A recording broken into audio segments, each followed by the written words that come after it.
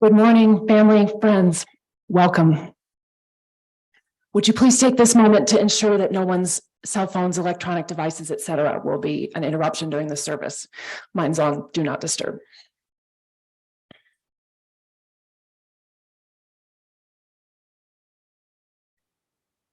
Family, friends, loved ones, welcome. Thank you all for being here today to celebrate the life of Diana Michele Doscalu-Joffe. Diana was a beacon in this community and everything to this family. Her sudden death is a tragedy that we are all just beginning to respond to. My name is Emily Miller. I'm a life cycle celebrant. It is my honor to offer these words in tribute to Diana's memory, and I do so with a sincere hope that this celebration of her life can offer some signposts on your journey with this grief. In times like this, it can really seem like our language, English, can lack the words to describe something as wrong as someone like Diana being taken too soon. But our human nature and the fabric of community have always guided us towards this response to a death, to gather in our grief. It is right to set aside this time to honor her life. Together, we face the magnitude of Diana's loss, and together we contemplate what it means for us to continue on without her. In support of each other and in support of these loved ones most touched by this tragedy, today we are offering our presence, we offer our witness, we offer our caring, and we offer our memories. As community, we perform this act of gathering to make a sacred dedication of Diana's legacy. Let this time and space be blessed by our intention to honor the remarkable way she touched the lives of everyone here. May our grief be eased by this humble effort of sharing, of carrying on her memory today and from this day forward. In this ceremonial space that we're creating, please know that whatever reactions and emotions you might feel, they're welcome. It is right to feel sad. It's good to cry. It's normal to feel frustrated, angry, unresolved, or even disbelief. It's also good to laugh. It's really good to share a story with a smile. Diana would want every one of you in this room and watching on the internet to know that your grief, your feelings, they're important. No matter how it feels today, no matter what form it's taking for you right now, or what form it takes in the future. Let the ceremony today be a tribute to that remarkable way in which Diana connected to the spirit of everyone around her. May we all be able to carry some sliver of that energy of hers with us as a tribute and as proof that she can never be lost.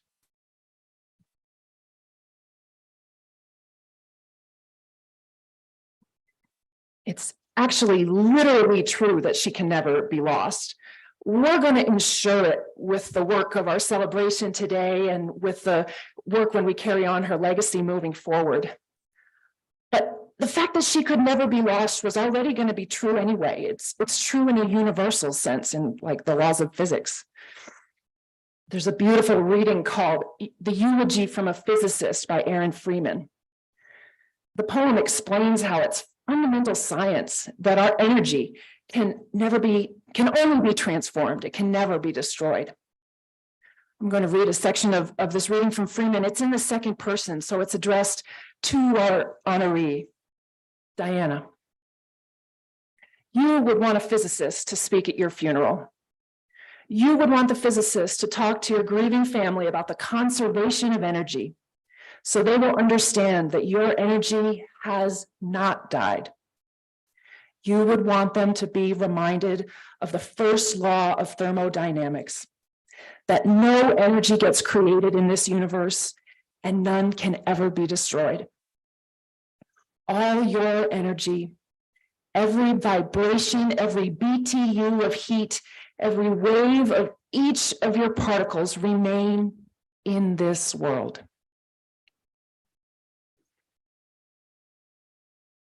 Freeman used these academic words. It's a bookish, scientific way of using physics to describe the concept, how after a death, a loved one is changed in form, but still in their own way with us. The reading is not so scholarly that it can't be comforting, but I think everyone here knows the metaphor that would better fit Diana's story is the one that comes from nature.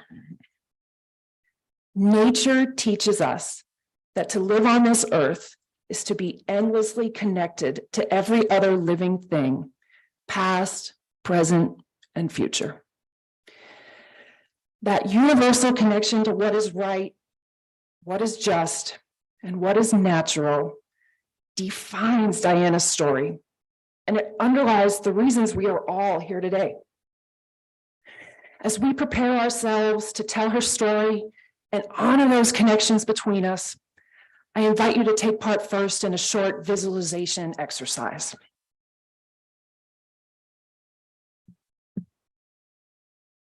Bring your awareness to the present moment. If you're comfortable, allow your eyes to close. Take a deep, relaxing breath and allow a comfortable rhythm of your breathing to guide you to a picture in your mind's eye of a place in nature. Maybe your place is a forest, a meadow, a mountaintop, the river's edge. Maybe it is someplace familiar, like a backyard, a garden. As you behold nature's beauty around you, a leaf flutters by on the breeze, on its path to find a place on the ground. We consider how the summer leaf, the symbol of this year's new growth, can become the autumn glory and then fall. On the earth, the leaf becomes the soil where it can be food for future plants. Those plants use the leaves of them that have gone before. They combine it with the sun's light and create new life, life that can become food for insects, food for birds, for animals, food for people. In your scene of natural beauty, if there's a body of water nearby, consider the source. Consider the journey the water takes. The winter's ice and snow fall high in the mountains and are transformed into life-giving water by spring. As the water flows on its course, it nourishes everything it touches, and it gains in speed and power by its limitless ability to rejoin itself. As it reaches the warm sea, the water is tossed by the waves, energized by the sun, and rises glittering into the air. Then it's invisible, transformed but ever present, ready to begin the journey anew. Slowly begin to follow your breathing back into this present moment. And when you are ready, begin to open your eyes. May you see now in this community present today the same indelible connections as the trees in the forest and all the waters that have ever flowed in our veins. The laws of nature bind us, even when our busy lives seem to separate us from knowing it. Diana had a rare and lifelong connection to that knowledge, and I am honored to be able to now share a part of that story in tribute to her today.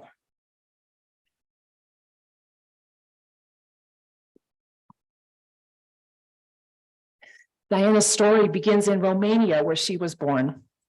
She was the delight of her parents, Nick and Michele, and the center of their world. Together, they made great sacrifice to come to this country and be the best parents they could be. The family moved to New York when Diana was still a toddler. As a young girl in school, Diana's teachers loved her. She was a perfect student, maybe a little shy, but she liked school so much because of the big ideas there. Diana had an easy way with her, both peers and teachers.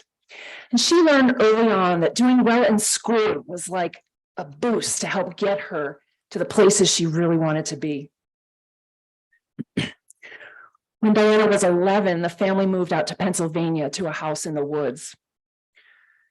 Surrounded by the forest, with a long bus ride to watch the seasons change out the window, that's when Diana's deep connection to the world of nature was first kindled.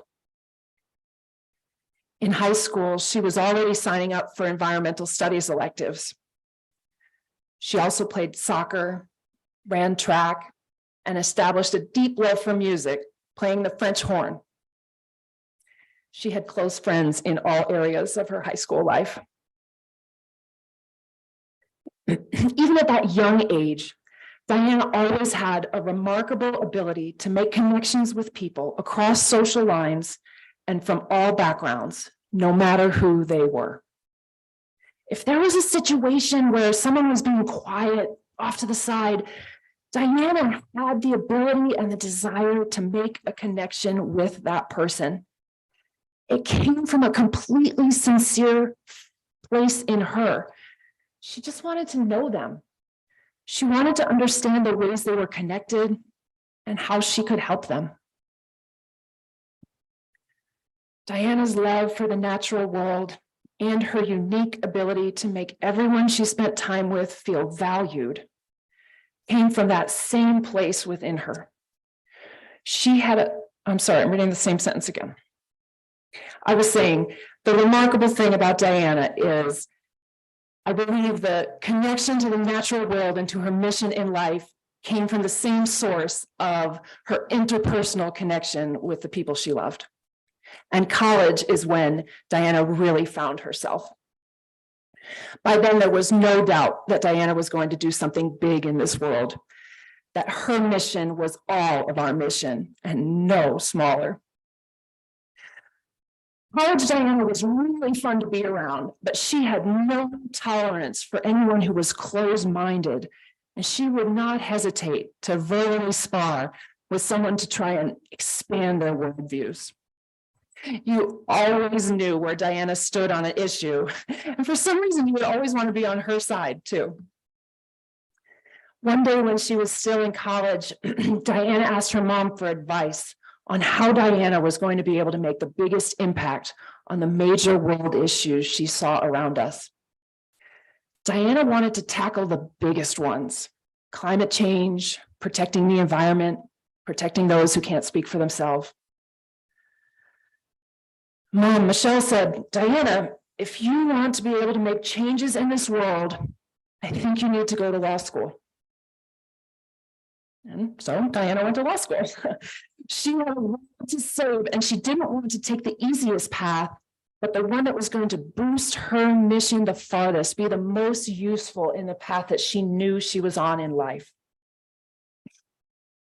It was a good thing that she did go to law school, because that is where Diana met Brian Joffe. Diana's family and friends knew right away that her partnership with him was going to expand the impact she could have on this world. Diana and Brian came from different backgrounds, but shared a deep connection to the environment and to their place in our global community. They each took different paths in their work, but the strength of their love and support for one another furthered the impacts of both of their efforts. Brian and Diana were married. We saw some beautiful photos in the slideshow. At first in their marriage, their law careers and social lives were more than enough to occupy them. But over time, parenthood, for the first time, started to seem like a real possibility. Mine and Diana's was the type of true partnership where it seemed like the one was always able to lighten the load for the other. And starting a family became to seem like a new way that they could make the world a better place.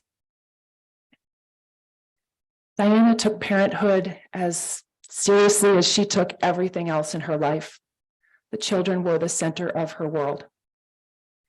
One of her guiding principles was always being accessible to her family, even though her work was demanding, and even though her mission was so important.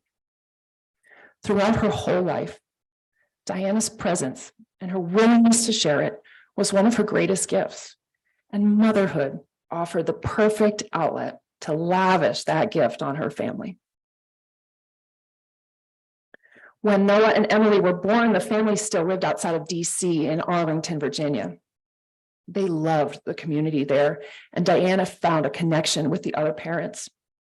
Life and work was fulfilling in DC, but the opportunity through Brian's work to move to Colorado offered an even better environment to raise the kids, closer to nature, close to the mountains. Diana and Brian took the opportunity of that move to custom build their home here.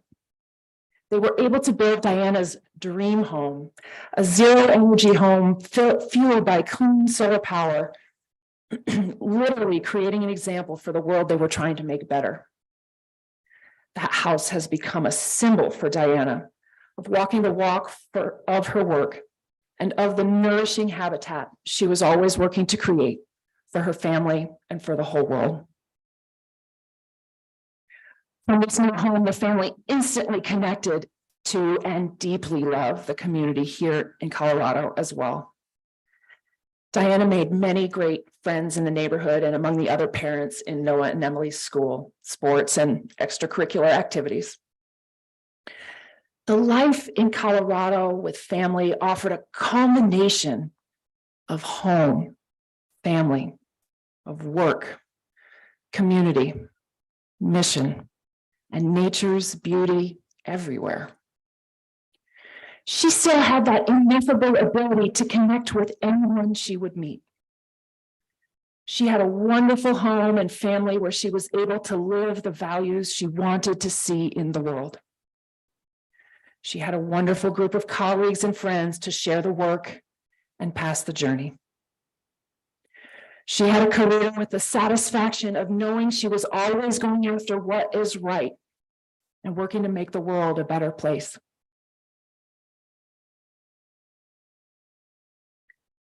This life's work for Diana of making the world a better place, quite humbly, it's hard to say, but it's a work in progress. It's unfinished. Diana always knew that she was tackling, going after the biggest of problems. But none of us knew that she would have so little time to see the work through. This community of parents, activists, friends, loved ones, that she has cultivated so intentionally, we've been left with a giant hole. Think of a mighty tree fallen in a forest. At first, there's this huge glaring gap in the skyline where it used to stand. But slowly, the understory plants can rise, grow. They receive more light. One day, physically, the gap is filled. A perceptive eye might be able to make out the stump and see the outline of where the tree once stood. But in its function, this ecosystem continues on. It remains healthy, each playing their role. 100 small efforts can take the place of each outsized effort. And each of us will be able to carry on a piece of Diana's story in our own way.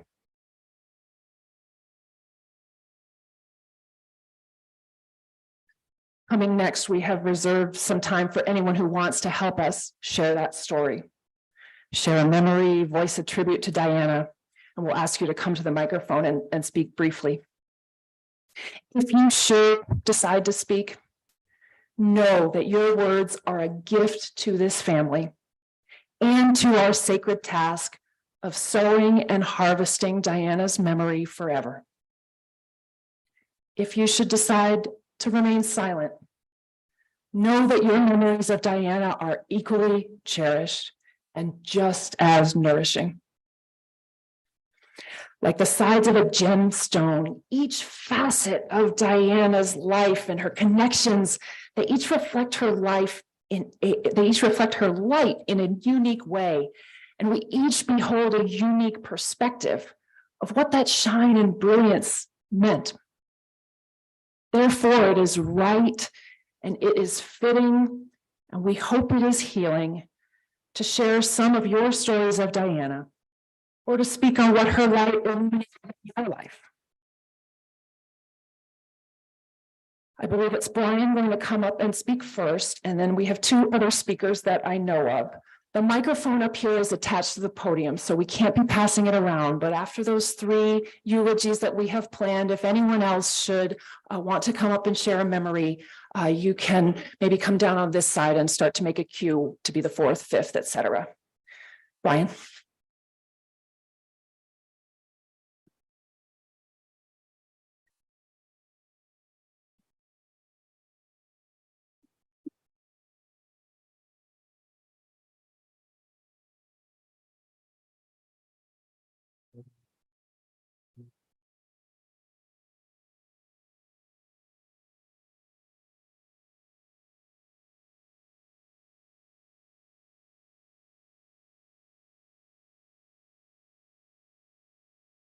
Thank you. Thank you for that beautiful eulogy, Emily. It's impossible to give a full picture of Diana's remarkable life in the short time we have here, but your story really helps everyone to get a bit better picture of who she was. And I also want to thank you all for the unbelievable outpouring of support, of love, and for sharing your stories about Diana with our family the past few weeks. So I spent half my life with Diana. We were together almost 23 years and married for close to 18 of them. We met in October 2000, 2 months into our first year of law school, and instantly had a connection that grew into a deep love for each other. Our first date was a small romantic restaurant in Vermont called Stone Soup. It was a 4-hour conversation that went by in the blink of an eye, and one that we wanted to never end. And the conversation didn't end throughout our lives together. We were a strong support for each other through law school, as study partners and during our internships in Washington, D.C., and as partners in our law school moot court competition, among other challenges. After graduating, we moved to Arlington, Virginia, and spent the summer studying for our bar exams before diving into our careers. And Diana knew what she wanted to, she knew she wanted to work in the environmental nonprofit world early on. She wanted to advocate on behalf of people and communities impacted by environmental pollution and to stop the impacts from climate change. She took the struggle of others as if it was her own, and that was true in her work and her life and her relationships. Her first job at law school was with the Natural Resource Defense Council, NRDC, and she was the Anacostia River Cleanup Director in Washington, D.C.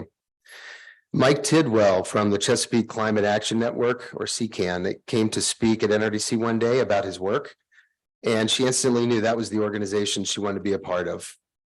She reached out to Mike and told him, "I have to work for you. You're exactly the climate group I want to give my life to. Please hire me." Mike recently told me that he never had someone actively recruit him before, and he knew he had to bring her on, even though it was a small group of 3 people at the time.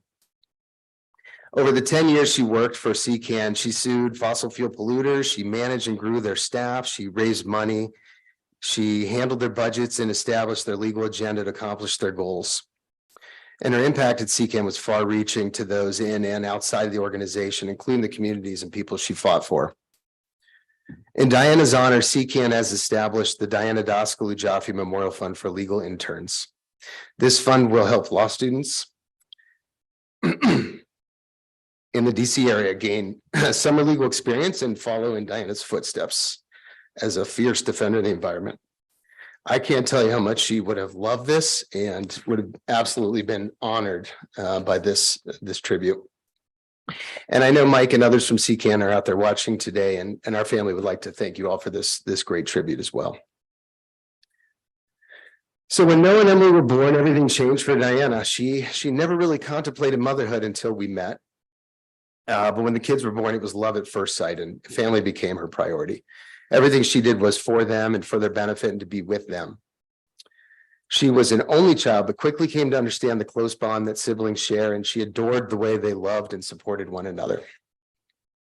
She always said they were her greatest achievement, and she found so much joy in life being their mom.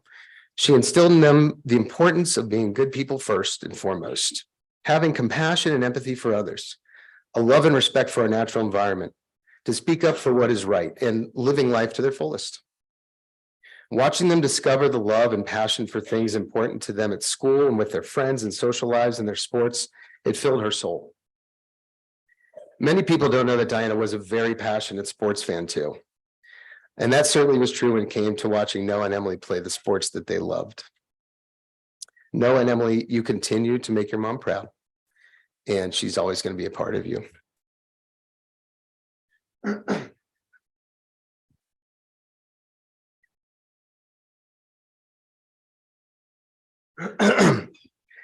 Diana deeply loved and respected her parents and the sacrifice they made to come to this country.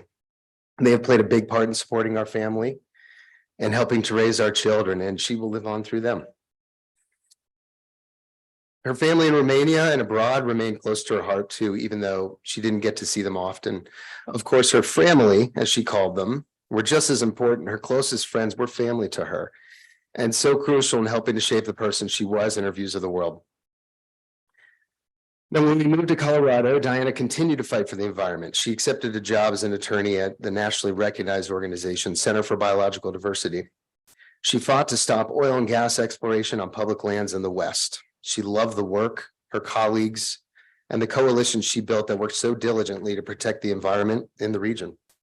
She also joined the effort with other staff to form a union to ensure increased rights and protections for employees.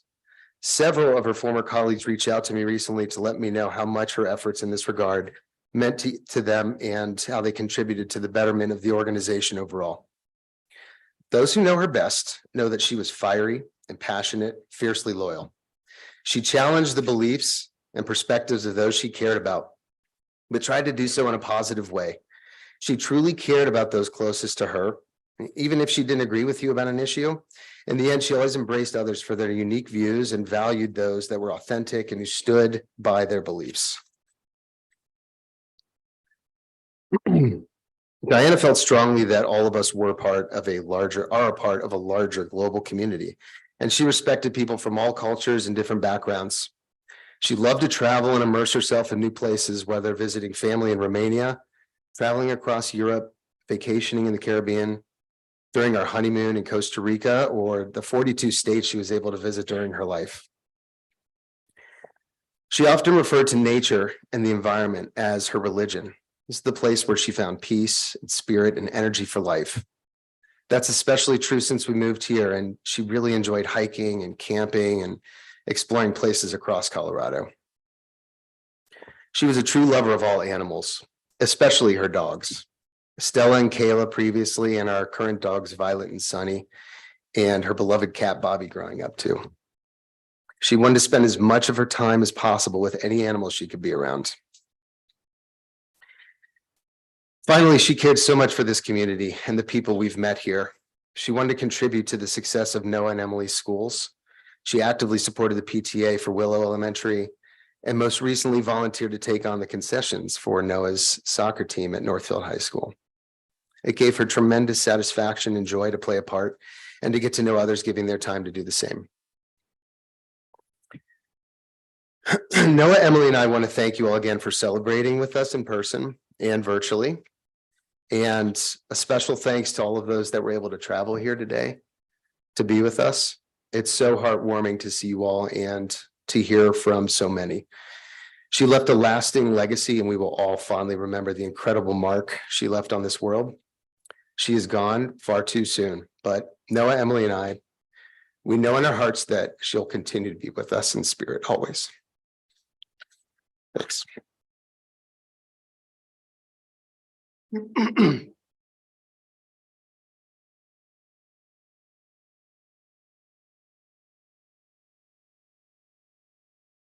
Next, we have Shari Rao with a tribute.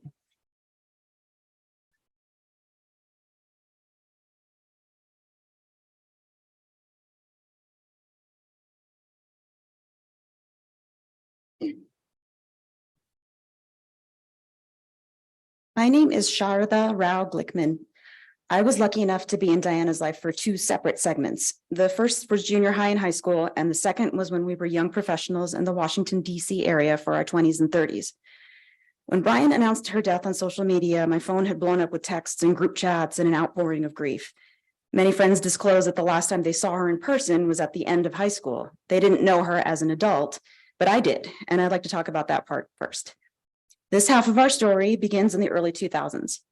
After law school for her, grad school for me, our career paths put us in the Washington, D.C. area for over a decade. She found me on social media and immediately made a plan for us to meet at the Chichow Lounge. And that's when I met Brian and all of their Vermont law friends who had also moved to D.C. She filled me in on all the details of her life that I missed since she graduated from high school, and it was like we picked up right where we left off. The next decade plus was full of gatherings, happy hours to celebrate accomplishments at work, birthday parties, pet sitting, carpooling back to the Poconos, dinner parties, holidays, clubbing, fundraisers, the list goes on and on. I attended her wedding, and a decade later, she and Brian attended our wedding. A few months after that, Mark and I threw a happy hour to say goodbye to our DC friends before we moved to Los Angeles. I remember Diana saying that she had to work late that day, but she managed to get out to Bethesda and to spend a little bit of time with us before we left. I told her how sad I was to be leaving her behind in DC, and she whispered that she and Brian are actually working on plans to move to Colorado shortly. How wonderful that the universe had put us in the same place for roughly the same window of our careers. Now, to our high school friends who didn't know her in this window, I want to tell you my first observation that first day we reconnected. My favorite thing about teenage Diana remained true into her adult years. After all these years, she still knew how to give you her full attention and make you feel like you are the only person in the room. And this is really hard for most people to do, but Diana had mastered this art. And I think that's why there are so many people that can claim to be your best friend, not just me. She was attentive and respectful, and she knew how to make a person feel very close to her. Now, to our friends in DC who didn't know her in high school, I'd like to share my earlier experience with her. It all started in junior high school. We sat next to each other in pep band and hit it off. And I remember wondering how on earth this cool, smart, intelligent, funny, pretty, and kind eighth grader could possibly be talking to a lowly seventh grader like me. Even though we were at a basketball game, as I described earlier, she made me feel like I was the only person in the room. Now, a few weeks later, she had a gap in after-school care, so she came to our house daily until her parents could pick her up. And with these frequent visits, she became an honorary fourth daughter/sister in our house, and even sometimes called my parents mom and dad. This resumed for a bit in high school, and then eventually she got her own driver's license and was able to get herself home.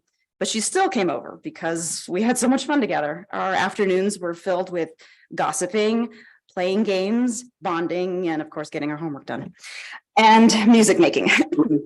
So throughout high school, we played in concert and marching band, sang in choir, participated in scholastic scrimmage, and learned German together. Now, for those of you who met Diana later in life, you may not know that she was an excellent French horn player. She took private lessons, she made it to district band, and during her senior year, she performed in an adjudication. Now, for that solo, she needed an accompanist, and I played the piano well in those days, so she hired me. The only person who heard us perform this piece together was the solo festival judge, who gave her a well-deserved superior rating. As I was thinking of what I'd like to contribute to Diana's memorial, I realized it was music that brought her into my life. I saw her only once during our college years. We had both returned for our high school band reunion. Just like junior high pep band, I was playing saxophone and sitting next to her playing the French horn as if no time had passed. And that was the last time I heard her play the French horn, perfectly bookending this first chapter of our lives. Now, unfortunately, there is no recording of the two of us playing this piece. So I found my old piano part and I recruited a local high school student who remains off camera to record this beautiful solo that Diana brought into my life. Now, none of you got to hear this piece in 1996, not even her parents. So I wish to share this lovely melody with you now. So please enjoy Aria by Alessandro Stradella. Diana, thank you for being my friend and my sister. I really miss all of our adventures together. I love you.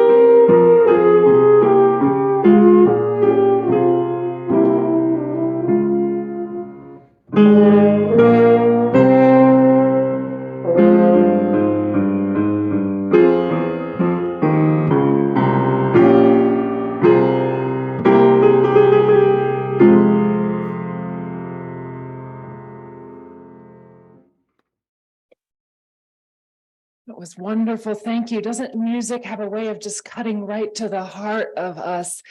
I think that's why Diana had such an affinity with music. That right at the core of what mattered, that was where she was most comfortable. Our next speaker is Shazia Khan.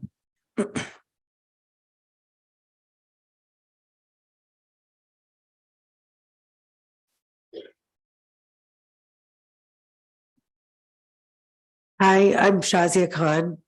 I knew Diana for 23 years. I met her the first week of law school. I'm sorry.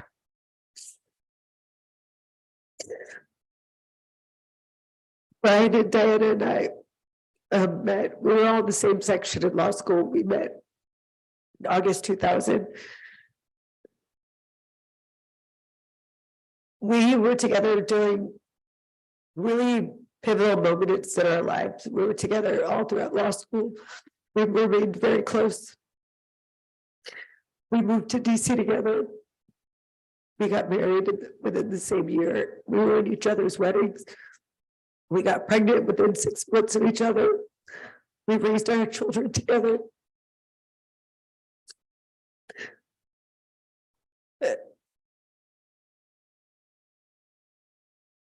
I saw Diana a couple of years ago. We saw Brian for dinner a couple of months ago, and we're making plans to go skiing together in the winter. We'd been texting back and forth and making plans. I thought the next time we came here would be to see her help. I know it's hit all of you so hard.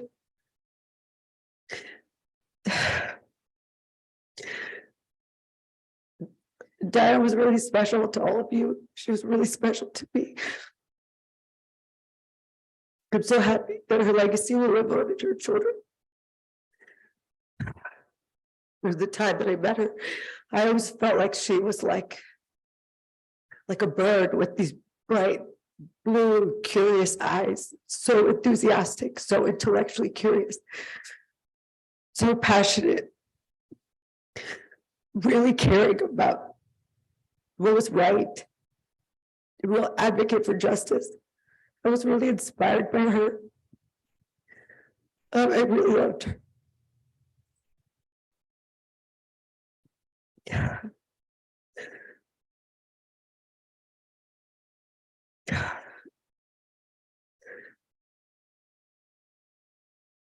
She taught us so much about what it means to be passionate about something, about fighting for something that's bigger than you. Shari was right. Dad was really good at making you feel like you were the only person in the room. And for somebody so smart and so passionate and so earnest, surprisingly, she was also really, really fun. Really fun. You would think that she was just this nerd who just didn't know how to have a good time, but she really, really did. I thought I would be much more composed when I got up here. So I'm sorry. She's my friend, and I'll miss her. I'm so happy that she had kids because her legacy will live on in you guys. She's an amazing person. And so I love you very much, Diana. Think about you every day. And I really miss you.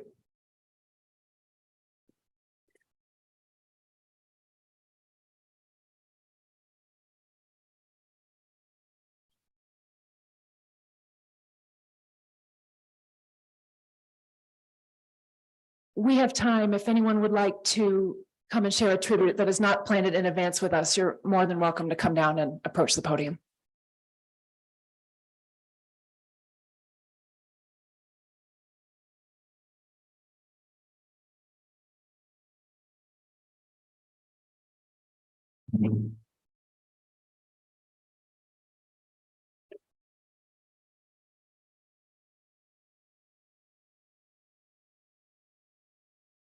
Good morning, all, and thank you for this opportunity to be up here. I really appreciate this, which is really largely because Brian totally skipped over the fact that I'm super old and I ignore social media.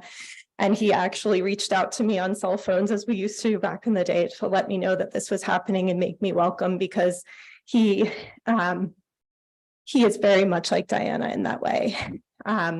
I'm Danny Norica. I have had the absolute honor of knowing Diana since I was also in junior high. And my love to Shari and Shazia, because what they expressed up here, and I'm remembering back because I am the nerd who wasn't fun. But to Shari and Shazia, who are tons of fun, to their point, it didn't really matter. Diana was here for everyone. What I really did want to add, though, to the amazing outpouring this morning was that one thing you should know about Diana as well, and I can remember from back in the day, is that you know, you've met all of these folks who have very high-powered careers, and you know Diana is no different, right? So you can just imagine both of us in junior high. I'm a doctor, and we wound up in home ec class. Diana and I were not good at home ec class. And routinely got points off for things like presentation. So then Diana and I wound up in shop together. We were the only two girls in all of shop in our entire high school. And I say this because Diana was not afraid of anything and was driven as all get out. And she didn't really need whatever structure you wanted to try to put what she thought was the right thing to do in. But she was also sort of super driven. And I just want to say, and I know Noah and Emily, you probably don't remember me because you were like little the last time I physically saw you. But, you know, Diana and I were not women who grew up talking about motherhood all of the time. We had careers. We were going to do really exciting things, and you heard she did all of the exciting things. But what I want you guys to hear more than anything, because I didn't see it, but I could feel it from anywhere. And I know you already know, is that once you two were here, you changed everything. She was not someone who, walked around, I'm going to be a mother and that is my primary focus until you were born. You absolutely changed everything for her. And I can't even tell you how much she loves you. And you could feel it from however far away you were. And I knew it the whole time. So I just want to make sure that as we sort of explore all the beautiful things that Diana has done in her life, that the two folks who were the biggest gift to her with Brian, thank you so much for all of you did to take care of someone that we love so much.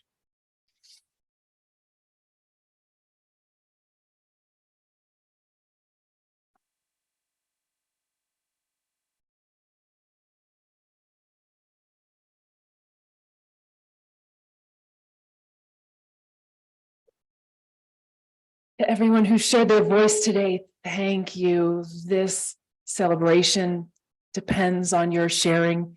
And to those of you who are just simply here and listening, thank you. This celebration depends on your sharing. Now, as we have voiced our tributes individually, let us also bring them together in prayer. The prayer we'll use is a common one called We Remember Them by Sylvan Kamens and Rabbi Jack Reimer. And we will read it in the traditional call and response style. So when I get to the end of each stanza, we all say together, we remember her. After the last stanza and the last we remember her, we will close the prayer with a moment of silence to seal our intention to always embody Diana's memory in our daily lives.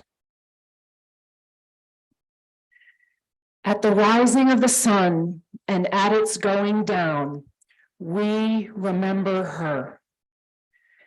At the blowing of the wind and in the chill of winter, we remember her. At the opening of buds and in the rebirth of spring, we remember her. At the blueness of the skies and in the warmth of summer, we remember her. At the rustling of the leaves and in the beauty of the autumn, we remember her. At the beginning of the year and when it ends, we remember her. As long as we live, she too will live, for she is now a part of us as we remember her. When we are weary and in need of strength, we remember her. When we are lost and sick at heart, we remember her. When we have decisions that are difficult to make, we remember her. When we have joy we crave to share, we remember her. When we have achievements that are based on hers, we remember her. For as long as we live, Diana too will live, for she is now a part of us as we remember her.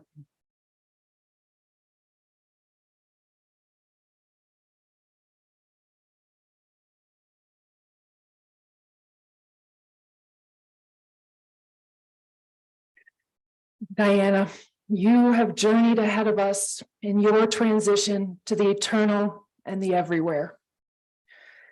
Today, we bid farewell to the shape and form we once beheld and embrace you in your new state.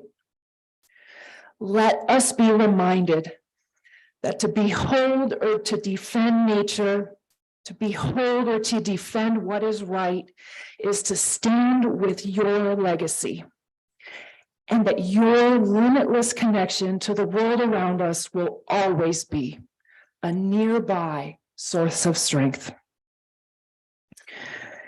Diana, as you have been loosed from the limitations of a physical body, So many of our loved ones here today be free from darkness or doubts. As you have been remade into the ether and the wind, so may our hearts be light and bright when your memory is near. And Diana, when you return as a flowering prairie or a branching tree, let us always find in that beauty the strength you taught us to give voice to that which is eternal. Loved ones, we came together today as a community bereaved. And we will go from here still bearing that grief and that love, but also we will be somehow changed and starting anew. May these words of our lips and the efforts of our hearts now bind this community in tribute, in mission, in caring for others, and in the sacred obligation of keeping Diana's memory alive. You honor her when you recognize your light in others, and you make the world a better place when you live in the lessons Diana has shown us. In just a few moments, we'll receive instructions from the mortuary on the end of the service, the closing. My wish for you is this. May you always find inspiration and strength in living the mission Diana showed us. I pray that you will all know the thrill of standing up for what is right and what is universal, and that Diana's memory will stand with you wherever she is needed. Let this community be comforted by the recognition we have voiced today. Let them see Diana's spirit wherever there is beauty of nature. And let them see the work of our hands, of her hands, whenever a community comes together in pursuit of what is right, this day and forevermore. Go now in peace. Namaste.